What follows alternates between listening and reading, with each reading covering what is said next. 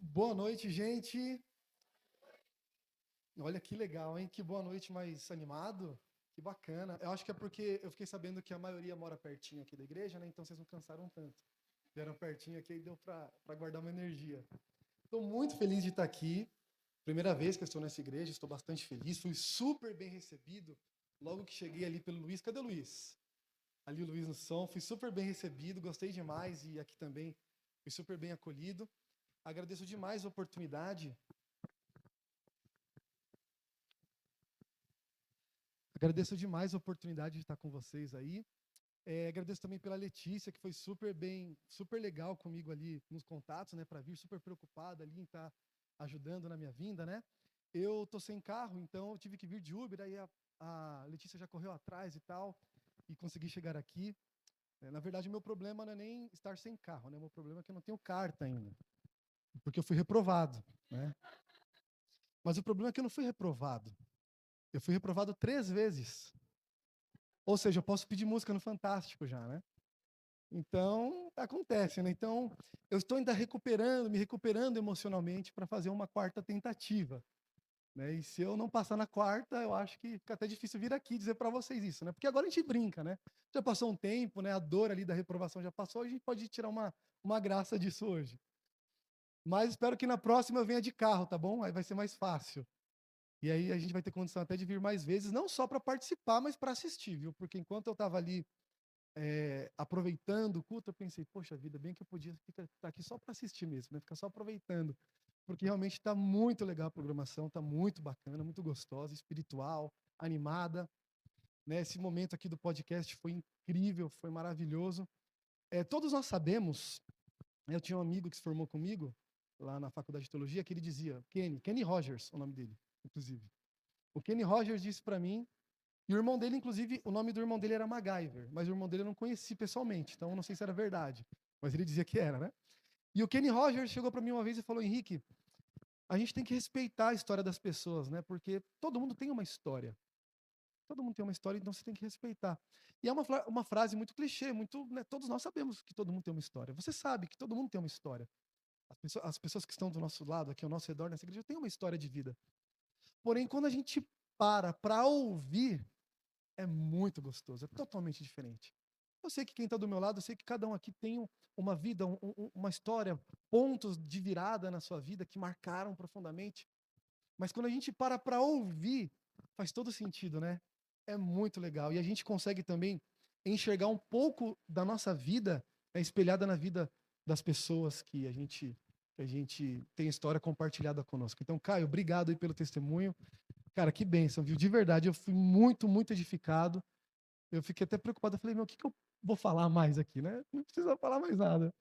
Mas nesses breves minutos aqui, eu quero abrir a palavra de Deus com vocês, para a gente tirar alguma reflexão direto aqui da Bíblia, né? E eu queria abrir a Bíblia com vocês no livro de João, no Evangelho de João. Ontem, o pastor Natanael, eu liguei para ele ontem, ontem foi hoje cedo, eu falei, então, Natanael, eu queria ver com você aí qual mensagem, né, que você levou, porque vai que, né, a gente leva o mesmo sermão. Aí ele falou, não, foi bem tranquilo, eu vi a mensagem lá que tem no sermonário, gostei dela, fiz uma adaptação e preguei.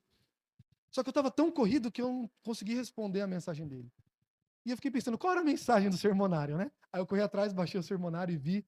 Então eu vi que vocês falaram ontem sobre a Bíblia de maneira geral, né? Como nós podemos confiar mais na Bíblia, como que ela é a nossa âncora forte, né?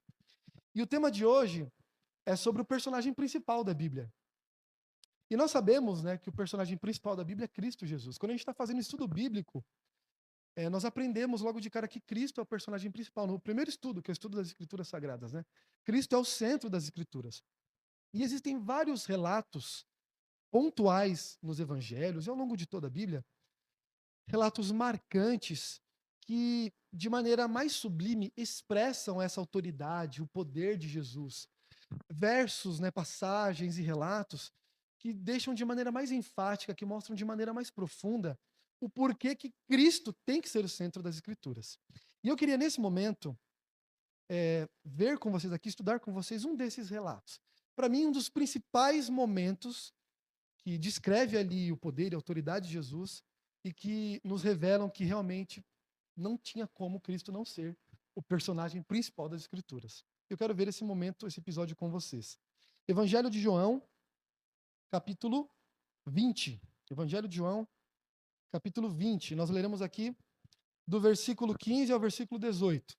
As mulheres vão ao túmulo, e ali nós temos Maria Madalena visitando o túmulo de Jesus. Ela encontra o túmulo vazio, e então ela inicia um diálogo com Jesus, pensando que Jesus fosse o jardineiro, alguma coisa assim. Então nós leremos aqui um pouco desse diálogo. João, capítulo 20, do versículo 15 até o versículo 18. O texto diz assim: E perguntou-lhe Jesus: Mulher, por que choras? A quem procuras? Ela, supondo ser ele o jardineiro, respondeu: Senhor, se tu o tiraste, tiraste o corpo, dize-me onde está, onde o puseste, e eu o levarei. Então disse-lhe Jesus: Maria. Ela, voltando-se, lhe disse em hebraico: Rabone, que quer dizer mestre. Ou seja, naquele momento, quando Jesus ele fala o nome de Maria, ela reconhece e diz: Mestre.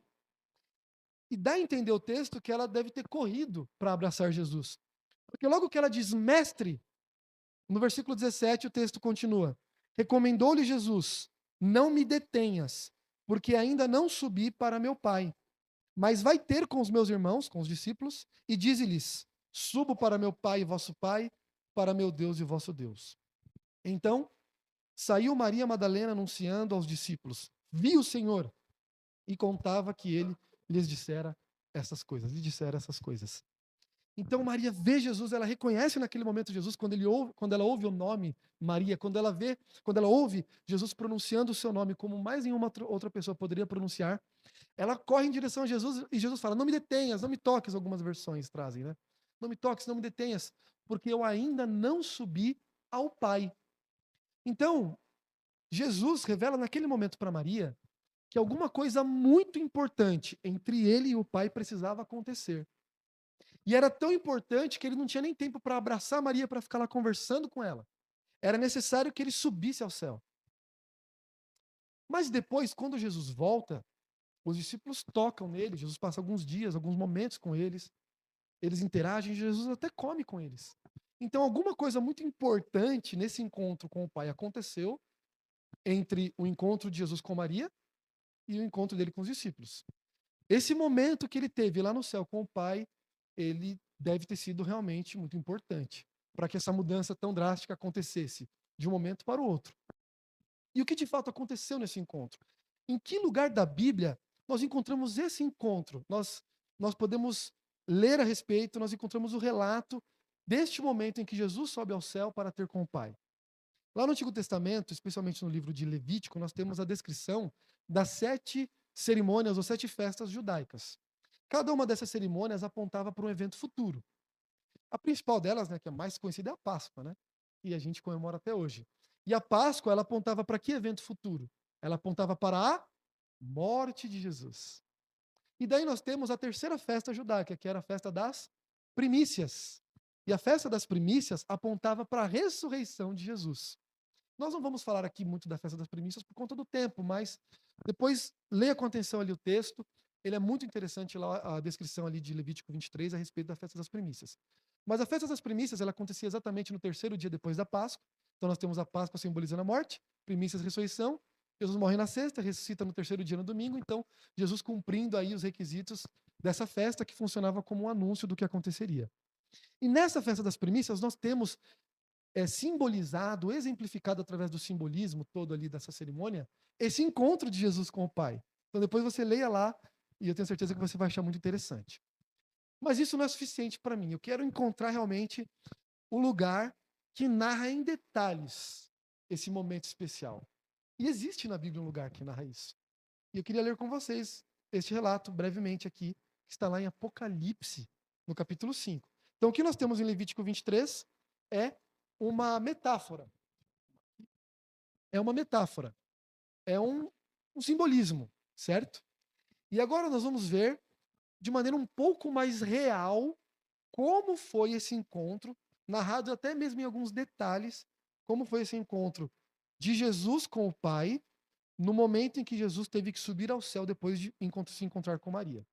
Então vamos lá, Apocalipse, capítulo 5, do versículo 1 ao versículo 10. Aperte os cintos aí, porque a leitura aqui ela é bem empolgante, bem intensa, é realmente maravilhosa. Só para te contextualizar, no capítulo 4, João está tendo uma visão a respeito do trono de Deus. Ele vê o trono de Deus com toda a glória, ele vê ao redor do trono 24 anciãos, 4 seres viventes bem estranhos, um é semelhante a um leão, o outro era semelhante a um boi, o outro era semelhante a uma águia, o outro era semelhante a um homem mesmo, e todos estavam em volta do trono de Deus. Ele vê 7 espíritos em volta do trono de Deus, vê toda aquela glória, e quando ele finaliza a descrição do trono, no capítulo 4, ele inicia então o capítulo 5. Então vamos ler aqui Apocalipse, capítulo 5, do versículo 1 até o versículo 10. O texto diz: Vi na mão direita daquele que estava sentado no trono um livro escrito por dentro e por fora, de todo selado com 7 selos. Vi também um anjo forte que proclamava em grande voz: Quem é digno de abrir o livro e de lhe desatar os selos? Ora, nem no céu, nem sobre a terra, nem debaixo da terra, ninguém podia abrir o livro e nem mesmo olhar para ele. E eu chorava muito porque ninguém foi achado digno de abrir o livro, nem mesmo de olhar para ele. Todavia, um dos anciãos me disse: Não chores. Eis que o leão da tribo de Judá, a raiz de Davi, venceu para abrir o livro e os seus 7 selos. Então, vi no meio do trono e dos 4 seres viventes e entre os anciãos, de pé, um cordeiro como tendo sido morto. E ele tinha 7 chifres, bem como 7 olhos, que são 7 espíritos de Deus enviados por toda a terra. Veio, pois, e tomou o livro da mão direita daquele que estava sentado no trono. E quando tomou o livro, os 4 seres viventes e os 24 anciãos prostraram-se diante do cordeiro, tendo cada um deles uma harpa e taças de ouro, cheia de incenso, que são as orações dos santos, e entoavam um novo cântico, dizendo: Digno és de tomar o livro e de abrir-lhe os selos, porque foste morto, e com o teu sangue compraste para Deus os que procedem de toda tribo, língua, povo e nação. E para o nosso Deus os constituíste reino e sacerdotes, e reinarão sobre a terra. Essa visão ela é incrível. Eu fico imaginando João observando, ele enxergando, ele vendo tudo isso. E João estava vendo, obviamente, ele estava tendo essa visão um pouco codificada através de símbolos, mas fica muito claro, à luz da festa das primícias, à luz de toda a história de Jesus, inclusive do sacrifício de Jesus, e também daquele encontro que ele teve com Maria, fica muito claro sobre o que o texto está falando aqui nesse momento. Então vamos tentar enxergar aqui os detalhes, ver pormenorizadamente esse momento, esse encontro entre Jesus e o Pai, e o que tudo isso significa. João está tendo essa visão incrível do trono. Ele está em visão num lugar impressionante. Provavelmente ele não queria sair daquela visão, mas ele percebe um problema. Ele vê que na mão daquele que estava sentado no trono, de Deus o Pai, ele vê na mão dele um livro. E ele entende que aquele livro é importante, porque aquele livro estava selado com 7 selos. E o livro estava escrito por dentro e por fora. Então a atenção de João é voltada para esse livro. E ele entende que esse livro é importante porque as características desse livro atendem às características comuns de um documento, de um tipo de documento utilizado. Especialmente no Antigo Testamento, nós temos mais relatos, inclusive no livro de Ezequiel, sobre esse tipo de documento. Toda vez que você encontrava um livro escrito por dentro e por fora, lembrando que o livro que eles tinham em mãos era o pergaminho, não era um livro como esse, de capa, fechado, mas era um rolo. Toda vez que ele encontrava o conteúdo de um rolo, porque a ideia é que o conteúdo escrito estivesse por dentro, você não conseguiria ver, porque está enrolado. Mas se tem coisa escrita por fora, essa é a característica de um contrato de compra. Normalmente, de contrato de compra de uma propriedade ou um terreno. Como que funcionava? Esse contrato, ele deveria ser escrito por fora para que ele fosse facilmente identificado. Quando alguém batesse o olho nesse tipo de documento, ele já identificaria que era um contrato de compra, porque um contrato de compra não poderia ser aberto para você ver as cláusulas se você não desse a garantia de que tinha condições de adquirir aquela propriedade. Né? Pobre faz muito isso, né? A gente entra em algum lugar na loja, né? Só para dar uma pesquisada no preço. A gente vai para o shopping só para dar uma pesquisada no preço, né? Naquela época não tinha isso. Você não podia pesquisar o preço. Você perguntava quanto é, tanto. Não, eu tenho dinheiro para pagar. Eu tenho tantas cabeças de gado, eu tenho tantas outras posses, eu consigo pagar. Então você dava garantia que poderia pagar, aí então você poderia abrir o contrato. Se você não tivesse garantia de que poderia comprar aquele terreno sobre o qual o contrato estava redigido, você não poderia abrir o contrato. Então João percebe que na mão do pai estava esse contrato de compra.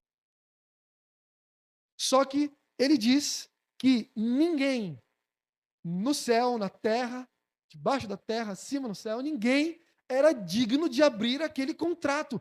E isso é muito forte, porque nem os anjos, nem os 24 anciãos, nem os 4 seres viventes, nem o próprio Deus o Pai eram dignos de abrir aquele livro. E isso é muito forte. Porque, por exemplo, os 24 seres, os 24 anciãos, os 24 anciãos representam o povo de Deus de maneira geral. 12 discípulos, 12 tribos, 12 mais 12, 24. O número 24 representa o povo de Deus, representando ele na terra. Os 4 seres viventes, eles representam todo o restante da humanidade. O leão é o animal mais forte dos carnívoros, o boi, o animal mais forte dos herbívoros, a águia é a ave mais forte de todas e o homem reina sobre todos esses outros animais. Então você tem uma representação de toda a hoste celestial por meio dos anjos, você tem uma representação de toda a humanidade por meio dos 4 seres viventes, você tem uma representação de todo o povo de Deus por meio dos 24 anciãos, e você tem o poder máximo ali, Deus o Pai, e também os 7 espíritos, que são uma representação do Espírito Santo. E ninguém era digno de abrir o livro. Então João se desespera e fala, meu Deus, e agora? Se eu estou no céu e aqui ninguém pode abrir o livro, o que vai ser da humanidade? E no relato, João não fala se ele não fala claramente se ele sabia o que estava escrito ali, mas ele entende que era importante. E eu imagino que João já entendia que o destino da humanidade, de alguma maneira, dependia do que estava escrito naquele livro, naquele contrato. Então ele chora. Ele chora de tristeza, de medo, de dor, por saber que aquele livro não poderia ser aberto e não seria aberto. Mas então ele ouve uma voz. Alguém no meio da multidão, no meio da hoste celestial, dos 24 anciãos, em meio a toda aquela cena gloriosa e pomposa, mas onde ninguém poderia abrir o livro, alguém chega para João e fala, João, calma, não chore, porque tem alguém que pode abrir o livro. É o leão da tribo de Judá, a raiz de Davi. Ele venceu e ele é digno de abrir o livro. E aí eu fico imaginando João naquele momento, olhando ao redor e procurando o leão da tribo de Judá. E ele começa a procurar o leão. E de repente, ele sente um silêncio. Ele percebe o silêncio e fica a postos. E ele percebe então que os 24 anciãos, os 4 seres viventes, toda a hoste celestial, as miríades e miríades de anjos, eles abrem alas. Assim como essa igreja está agora, dividida. E então abrem espaço para um corredor. Ele olha para trás. E lá na última ponta do corredor, ele vê um cordeiro. E eu imagino o João confuso agora. Peraí, mas não era um leão? E agora vem um cordeiro? E ele vê que esse cordeiro é diferente, porque esse cordeiro, ele tinha 7 chifres. E você que já estudou Apocalipse, ou pretende estudar, está recebendo estudo bíblico e vai chegar em Apocalipse, você já sabe, ou saberá, que chifre em profecia significa o quê? Poder, reino. Então, se esse cordeiro tinha 7 chifres, e o número 7 representa plenitude, representa um ciclo perfeito, né? 7 cores do arco-íris, 7 notas musicais, 7 dias da semana e por aí vai. Então ele entende que os 7 chifres representam um poder pleno, uma autoridade plena desse cordeiro. E ele também possuía agora 7 olhos. E os 7 olhos representam a onisciência, a sabedoria infinita do cordeiro. E esse cordeiro com 7 chifres, com 7 olhos, ou seja, plenamente poderoso, plenamente onisciente, ele caminha no meio do corredor, só que é um cordeiro como tendo sido morto. E essa expressão, como tendo sido morto, ela indica 2 coisas que estão caminhando lado a lado. Ela indica, primeiro, obviamente, que ele havia ressuscitado, porque ele estava morto e ressuscitou. Mas também essa expressão, no grego, ela indica que era algo recente, que ele estava ferido ainda. Então imagine assim, é lógico que você já sabe que esse cordeiro é Jesus. Imagine assim, Jesus tem uma conversa ali com Maria. Ele fala, Maria, eu preciso subir ao Pai. Ele deixa Maria na terra, é transportado ao céu. Então, quando ele chega ao céu, ele chega no exato momento em que João está sendo consolado pelo ser celestial. No momento que João olha para trás, então ele chega. Ele intervém no momento que João está derramando lágrimas no céu, por não saber quem poderia abrir o livro. É nesse momento que Jesus chega. Ele chegou no exato momento quando Maria estava chorando aqui na terra. E ele chega no exato momento quando João estava chorando no céu. Isso é de arrepiar. E quando ele chega, então, ele vai se aproximando. João talvez queria correr, assim como Maria fez, para abraçar o cordeiro, para abraçar Jesus. E João queria perguntar como que ele havia conseguido ressuscitar, como que havia sido a história. João devia estar louco para conversar com o Cordeiro, para conversar com Jesus. Mas ele fica imóvel. Ele apenas observa. E o Cordeiro vem caminhando, Jesus vem caminhando. Todos os seres ali celestiais, os 24 anciãos, os 4 seres viventes, os anjos, todos se curvam ante a presença do Cordeiro. Então ele chega diante do Pai e toma o livro da mão do Pai. E quando ele toma o livro, ele começa a desatar os selos, então. E ele desata o primeiro, o segundo. E cada selo, ele representa um momento histórico da humanidade.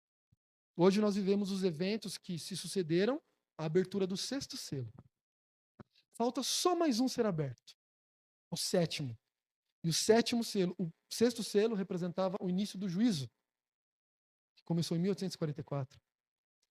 E agora só falta o 7º selo, que representa a volta de Jesus. Em Apocalipse 7 é dito que quando o 7º selo é aberto, há silêncio no céu. O céu fica vazio, porque agora o céu está vindo à terra para buscar os filhos pelos quais o Cordeiro morreu. Talvez uma outra oportunidade a gente pode falar aí dos 7 selos, de maneira mais detalhada, né? Mas o grande ponto aqui é o seguinte: a abertura dos 7 selos, elas representam, além dos eventos históricos, mas de maneira geral, ela representa o quê? A possibilidade da história da humanidade ter uma continuação. Se os selos não fossem abertos, significaria o quê? Que a morte necessária para pagar o preço do nosso pecado, significaria que essa morte não aconteceu. Significaria que a nossa história terminaria antes da cruz. A nossa história simplesmente deixaria de continuar, deixaria de existir.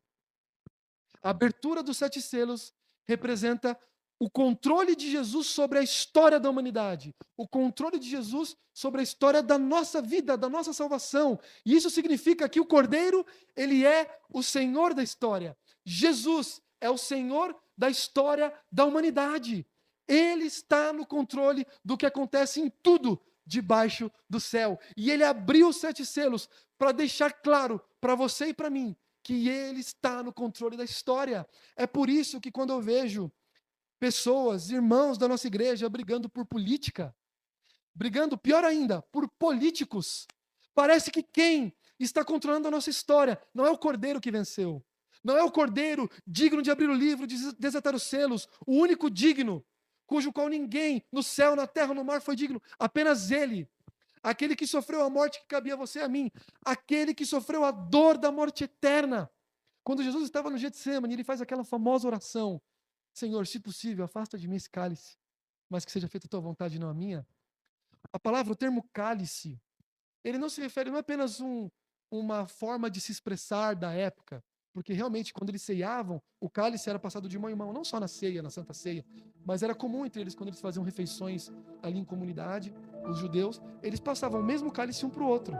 Então fica fácil a gente talvez deduzir, imaginar que o cálice era uma expressão, né, uma forma de se expressar ali. Senhor, se possível, passa de mim essa aprovação. Mas naquele contexto, o cálice não representa isso. Em que outros contextos a expressão cálice aparece na Bíblia? Ela aparece de maneira abundante em Apocalipse, sempre representando o juízo de Deus.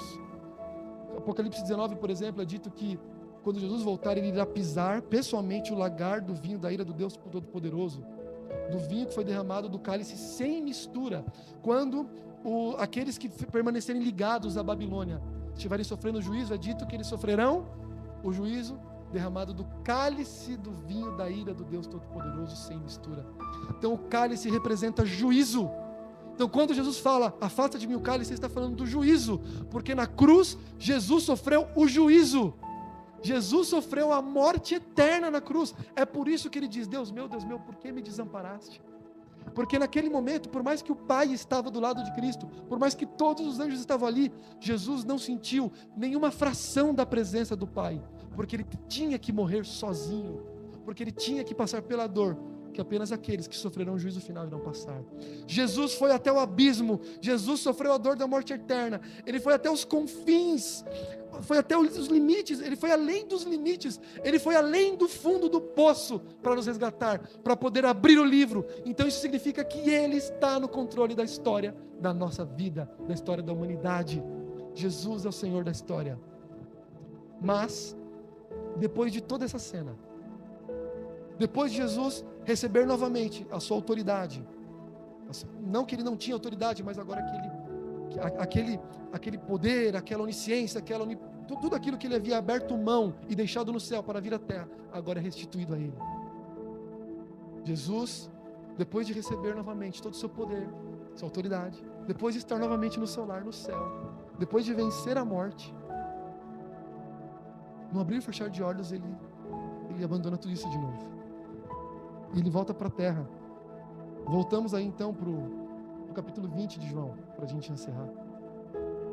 João capítulo 20, do versículo 19, versículo seguinte do que nós terminamos ali quando ele encontra Maria.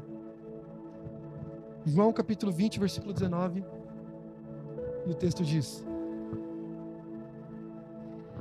ao cair da tarde daquele dia, o primeiro dia da semana, trancadas as portas da casa onde estavam os discípulos, com medo dos judeus, veio Jesus, colocou-se no meio deles e disse-lhes: paz seja convosco. Então Jesus mostra as feridas nas mãos, nos pés e no lado para os discípulos. Jesus, vamos recapitular então, Jesus tem encontro com Maria. Fala: Maria, não me detenhas, porque eu preciso subir ao Pai. Eu preciso resolver a história da humanidade lá no céu. Então ele sobe ao céu. Em meio aos 24 anciãos, os 4 seres viventes, toda a hoste celestial, ele vem e recebe novamente o seu poder, a sua onisciência, a sua onipresença.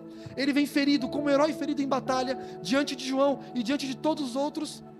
Então ele toma o livro da mão do Pai, desata os selos, permite que a história da humanidade agora volte para os trilhos certos. Então larga tudo isso novamente, volta para a terra, para ter com seus discípulos, para ter com seus amigos, para ter com seus filhos. E sabe o que isso significa para mim? Significa que além dele ser o Senhor da história, sobre o qual nós devemos confiar, não colocar nossa confiança no poder terreno, no poder terrestre, colocar nossa confiança nele. Além disso, além de ser o Senhor da história, Jesus Cristo, ele é o Senhor da nossa vida, de maneira individual e particular. Ele quer ser o Senhor da tua história, não apenas da história da humanidade. Será que você e eu temos permitido que Cristo seja o Senhor da história da nossa vida? Que Ele conduza os nossos passos de maneira tal que a nossa vontade seja uma junto com a dele? Será que nós olhamos para tudo isso que Jesus fez no céu e olhamos um grande Deus, super poderoso, nosso super-herói, mas não conseguimos enxergar Ele pertinho da gente, cuidando dos nossos passos? E aí quando a gente quer pisar um pouquinho distante do que Ele planejou para nós, a gente pensa: não, mas eu acho que eu posso, é relevante, né? Jesus não vai se importar tanto assim. A gente age como se Ele não fosse próximo da gente, como se Ele não fosse o nosso Senhor, o Senhor da nossa história. Teve uma vez que eu vivi uma situação com meu filho, eu quero terminar contando essa história para você. Logo que me formei em teologia, eu ia ficar ajudando numa igreja, num distrito lá em São Paulo, mas acabou que Deus mudou os planos e a gente acabou parando em Minas Gerais. E ali eu fui ser pastor auxiliar num distrito de 14 igrejas, onde eu cuidaria de 2 igrejas recém-formadas. E ali eu ficaria numa mega cidade de 8 mil habitantes. Uma cidade assim, não sei quem já morou em cidade pequena, né? Um lugar como esse, fofoca não é nem pecado. Você não pode dizer que é pecado. Fofoca não é nem opção, né? Um dia fofoca, as pessoas vão fazer o quê, né? Não tem muito o que falar, né? Num lugar desse. E lá estava eu. E vivi muitas experiências lá, numa outra oportunidade que posso compartilhar com vocês. E as casas dessa cidade eram muito grandes. As casas costumavam, você pagava assim aluguel super barato. A casa que eu morava mesmo tinha 4 quartos, sala de estar, sala de jantar, um terraço gigante, 2 banheiros, móveis embutidos. Nós pagávamos apenas R$500. É assim, impressionante, né? Porque quem vai morar num lugar desse, né? Só doido ou pastor. Então tava lá. E a nossa sala era enorme, E a gente havia acabado de chegar, não havíamos comprado sofá ainda, então ficava aquele espaço, né? Parecia que nós estávamos de mudança, né? A casa vai ficando vazia. E o meu filho tinha acabado de aprender a engatinhar. E eu estava chegando de umas visitas, parei em casa, tinha ali uns 40 minutinhos de intervalo, e eu queria comer alguma coisa, eu estava com fome. Mas a minha esposa, ela Logo que eu cheguei, ela pediu para mim ficar olhando o meu filho, porque ela ia fazer alguma outra atividade. Eu procurei algumas coisas no armário e tal, e achei um pacote de bolachas. Falei, pô, vou comprar um pacote de bolachas aqui, coisa rápida e tal. Só que nós tínhamos o cuidado de não dar nada de açúcar, nada doce pro meu filho, né? Hoje a gente veio morar perto dos avós, aí a porteira abriu, já era, né? Já não tem mais como. Mas na época a gente tinha esse cuidado. E eu pensei, poxa, eu tô sozinho com ele aqui, pode ser que ele peça. Eu vou fazer o seguinte, se ele pedir, eu vou dar, né? Não vou negar. Mas se ele não pedir, eu vou ficar aqui na minha, tranquilo. Então eu coloquei uma cadeira ali na sala, liguei a televisão, e ele tava lá engatinhando, rapidinho ali, uma velocidade, brincando e gritando e pulando. Tava tudo certo, e eu lá comendo bolacha e tal. E de repente eu senti um silêncio. E você que já teve filho pequeno, sabe que quando a gente sente esse silêncio, algo de errado não está certo, né? Tem alguma coisa que não está dando certo, tem alguma coisa errada. Então, eu senti aquele silêncio, dei um giro assim de 180 graus rápido na sala e não achei meu filho. Olhei para trás, não achei. E me deu aquele susto, né? Aquele segundo que você pensa que vai infartar e você fala, meu Deus, o que eu fiz? A única vez que eu fico sozinho com meu filho, minha esposa vai me matar, meu Deus do céu. E aí, de repente, eu olhei para baixo. E quando eu olhei para baixo, eu vi as solinhas dos pés dele, viradas para cima, como se ele tivesse ajoelhado. Aí eu levantei da cadeira e olhei ali debaixo da cadeira. E ele estava lambendo o chão. E assim, as crianças têm as manias delas, né? E eu achei essa mania um pouco inusitada. Mas eu percebi que ele também pegava os dedinhos dele e pinçava assim no chão. E quando eu cheguei mais perto, eu vi que ele estava tentando comer as migalhas da bolacha. E eu falei, filho, é só pedir para o pai que o pai dá, não precisa fazer isso. E eu acho que aí talvez começou a vontade dele de querer comer açúcar, né? E certa vez eu ouvi que Deus nos olha do céu como um pai olha para os seus filhos, que tentam fazer as coisas, mas tropeçam, caem, não faz nada direito, e o pai vai lá com toda a paciência, e acode, e acolhe. Eu acho que não tem exemplo melhor do que esse. Agora pare e pensa, quantas vezes Deus olhou lá do céu, você, filho criado, filha criada, amado, amada por Ele, planejado, planejada, o filho ao qual Ele contou todos os passos, antes mesmo de você dar o primeiro. Ele olha lá do céu, você, lambendo o chão desse mundo, querendo encontrar nesta realidade terrível de pecado, prazer e contentamento nas migalhas que esse mundo oferece. Quantas vezes Ele vê lá do céu, você e eu, lambendo o chão desse mundo, achando que vamos encontrar o doce da vida, achando que conseguiremos encontrar prazer real, porque tudo que a gente faz é para ser feliz, né? Tudo que a gente faz é para ser feliz. A gente trabalha para ter dinheiro, para ter as coisas, para ser feliz. A gente casa para ser feliz, a gente tem filho para ser feliz. A gente quer ir para o céu para ser feliz. E talvez a nossa maior miséria é a de que nós também pecamos para ser feliz. E justamente esse caminho que nunca nos traz felicidade, muitas vezes, é o caminho que a gente mais percorre para encontrar o que a gente nunca vai ter. Porque o pecado ele é muito colorido, maravilhoso, mas ele desbota muito rápido. As luzes piscam, cintilantes, coloridas, bonitas, igual uma árvore de Natal, mas elas cegam a gente muito rápido também. E Deus está lá do céu vendo a gente, lambendo o chão desse mundo, e fala, filho, é só pedir para mim a bolacha que eu te dou, é só pedir para mim a salvação, a felicidade, o prazer. Eu apenas quero ser o Senhor da sua história, deixa eu ser o Senhor da sua história, porque afinal de contas, abrir o livro e desatar o selo é moleza. Jesus fez isso porque Ele quis, porque Ele ama, porque Ele é amor, e o amor não precisa nem de reciprocidade, o amor apenas ama. Agora, ver os seus filhos rejeitando esse amor é doloroso, é difícil. Será que você e eu temos lambido o chão desse mundo, negando o amor de Jesus, negando o que Ele fez no céu e o que Ele faz por nós aqui na terra hoje? Que essa não seja a nossa realidade. Se essa tem sido, em nome de Jesus, hoje, não será mais.